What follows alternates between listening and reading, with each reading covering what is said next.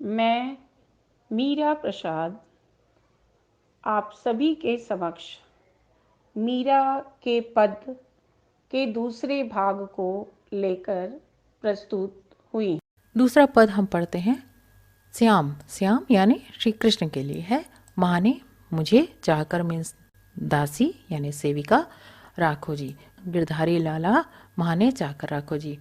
तो वे कह रही हैं कि हे श्री कृष्ण, उनसे प्रार्थना करते हुए कह रही हैं कि हे श्री कृष्ण, आप मुझे अपनी दासी बना लीजिए और आपकी दासी बनकर मैं आपके लिए बहुत से कार्य करूंगी। क्या क्या कार्य करेंगी वे? चाहकर रहसी हूँ, चाहकर रहकर बाग लगासी हूँ, बाग लगाऊंगी। नित उठकर प्रतिदिन सुबह उठकर क्या करेंगी? दर्शन पाऊंगी। तो वे श्री कृष्ण के दर्शन पाना चाहती हैं। वे क्यों बनना चाहती हैं सेविका? वे श्री कृष्ण के दर्शन प्रतिदिन पाना चाहती हैं। कहती हैं कि आपकी दासी बनकर मैं आपके लिए बाग बगीचे लगाऊंगी जिसमें आप घूम सकें और मैं रोज आपके दर्शन कर सकूं। बिंद्रावन वृंदावन के लिए है। बिंद्रावन री कुंज गली में, वृंदावन की जो कुंज गलियां हैं उनमें गोविंद लीला, गोविंद भी श्री कृष्ण जी का नाम है, तो उनकी लीला के गीत में गाऊंगी।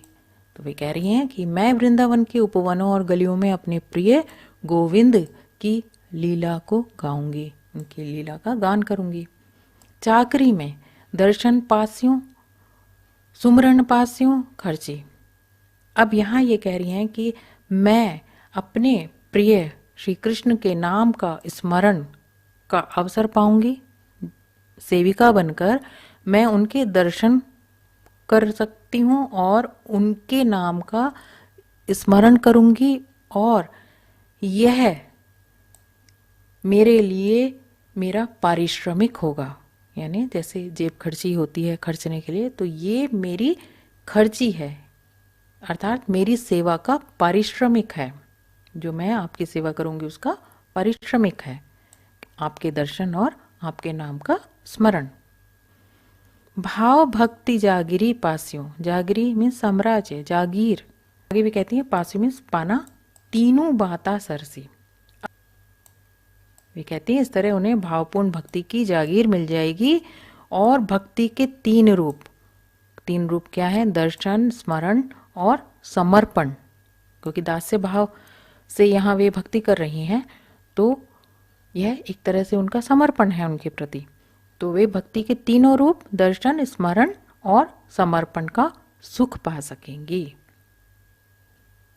अगली पंक्ति है मोर मुकुट पीताम्बर सोहे गल बैजंती माला, बिंद्रावन में धेनु चरावे मोहन मुरली वाला। तो पीले वस्त्र धारण किए हुए हैं श्री कृष्ण ने, मोर का मुकुट लगाते हैं, मोर पंख इनके मुकुट में लगा होता है और वैजंती पुष्पों की माला ये पहने होते हैं। इनके जो चित्र हैं आप देख सकते हैं। और धेनु कहते हैं गाय को, तो ये गाय चराया करते हैं।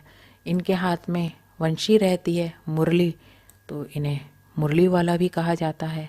मोहन भी इनका नाम है क्योंकि ये मोहते हैं मन को।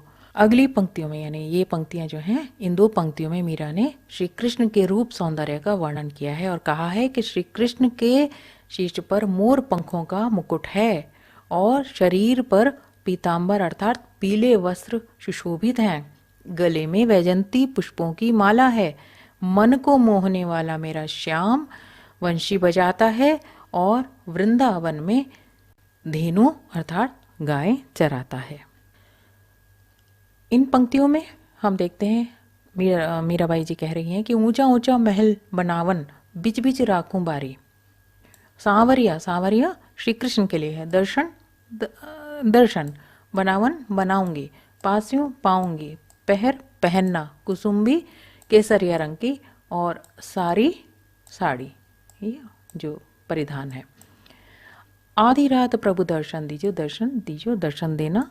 जमुना जी, जमुना जी मीन्स यमुना नदी, तीरा, तीर किनारे को कहते हैं, जमुना जी के किनारे वे दर्शन पाना चाहती हैं। मीरा रा प्रभु गिरधर नागर, गिरधर जो बहुत ही चतुर, श्री कृष्ण नागर चतुर को बोलते हैं, गिरधर जो गिरी को धारण करने वाला, गिरिधर ये भी श्री कृष्ण का नाम है। हिवड़ो मीन्स हृदय, घणो बहुत अधिक, सघन, अधीरा अधीर यानी बेचैनी।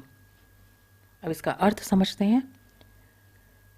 मीराबाई जी कहती हैं वृंदावन में उनका जो ऊंचा महल बना हुआ है श्री कृष्ण का, तो उस महल के आंगन के बीच बीच में वे फुलवारी लगाना चाहती हैं, बनाना चाहती हैं।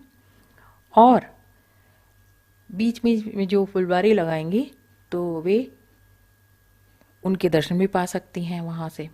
और इसका एक अर्थ और है कि वे चाहती हैं कि ऊंचे ऊंचे जो महल हैं उनमें बाड़ी या झरोखे के लिए भी एक अर्थ लिया जा सकता है कि उनके बीच में मैं झरोखे रखूंगी जहाँ बैठकर वे कृष्ण के दर्शन कर सकती हैं। आगे वे कहती हैं कि वे कुसुम्बी यानी केसरिया रंग की साड़ी पहनकर अपने सांवले अर्थात कृष्ण के दर्शन पाना चाहती हैं। मीरा कृष्ण से विनती करती हैं कि हे प्रभु, आप आधी रात के समय मुझे यमुना नदी के किनारे दर्शन देने आए, क्योंकि हे गिरिधर नागर, आप तो मेरे प्रभु हैं और मेरा हृदय आपसे मिलने के लिए बहुत अधीर है, अर्थात बहुत बेचैन है, बहुत व्याकुल है।